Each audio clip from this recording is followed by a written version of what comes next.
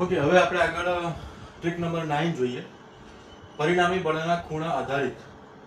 જો બે સમાન મૂલ્યના બળો F કોઈ ખૂણે લાગતા હોય તો ખૂણો બરાબર જો 60 હશે એટલે કે સમબાજુ ત્રિકોણના ખૂણા 60, તો F નેટ બરાબર √3 * F. તમને F નું મૂલ્ય જે પણ આપ્યું છે એને શું કરવાનું, √3 વડે મલ્ટીપ્લાય કરી દેવાનું. જો ખૂણો 90 હશે એટલે કે ચોરસના ખૂણા પર લાગે તો F નેટ બરાબર √2 * F.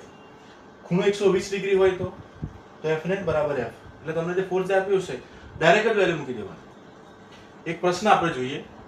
એક જ બિંદુ પરથી લટકાવેલી બે સમાન લંબાઈની દોરીઓ વડે બે સરખા વિદ્યુત ભારિત ગોળાઓને હવામાં લટકાવ્યા છે. અપાકર્ષણના કારણે બંને દોરીઓ વચ્ચેના ખૂણા 120 ડિગ્રી પર. આ સ્થિતિમાં ગોળાઓ સ્થિર એટલે કે સંતુલનમાં રહે જો દરેક દોરીમાં ઉદ્ભવતું તણાવ બળ 20 ન્યૂટન હોય તો આ ગોળાઓ વચ્ચે લાગતું સ્થિત વિદ્યુત બળ કેટલું હશે? અહીંયા આપણે જોવાનું એંગલ અને લાગતું તણાવ બળ કે છે. તો અહીંયા આપણને જવાબ તો ડાયરેક્ટ મળી ગયો. કેટલું હશે? F નેટ બરાબર F એટલે કે 20 ન્યૂટન હશે. તમને જવાબ મળી ગયો. પણ એક બે વસ્તુ આપણે સમજી લઈએ. આ પ્રશ્નને આપણે આકૃતિ દ્વારા અહીંયા બતાવેલું છે. બરાબર, આ રીતે આ બંને વિદ્યુત ભાર છે A અને B જે છે, બંને વચ્ચેનું એંગલ કેટલું હશે? 120 ડિગ્રી હશે. તણાવ બળ કેટલું લાગે છે? 20 ન્યૂટન લાગશે. આ તમને અહીં સ્ટેટમેન્ટ આપેલું છે. તો બંને દોરીઓ વચ્ચેના ખૂણા 120 ડિગ્રી.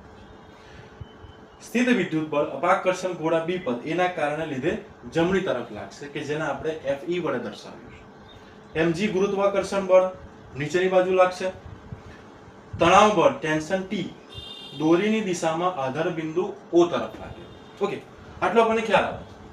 હવે બળનું સંતુલન ગોળા A પર વિદ્યુત બળ બરાબર વજન બળ બરાબર તણાવ બળ, એટલે આન્સર આપણને મળે 20 ન્યૂટન.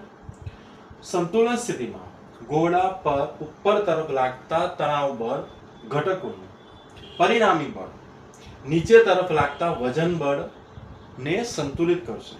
એટલે આ રીતે સંતુલનમાં છે તો ગોળો બી સંતુલનમાં રહેશે. આકૃતિ પરથી તણાવ બળ અને વજન બળનું પરિણામી બળ બરાબર વિદ્યુત બળ જેટલું થાય, જેમની વચ્ચે 120 ડિગ્રી ખૂણો બને. તો આપણો આન્સર શું આવશે? 20 ન્યૂટન. Okay, thank you.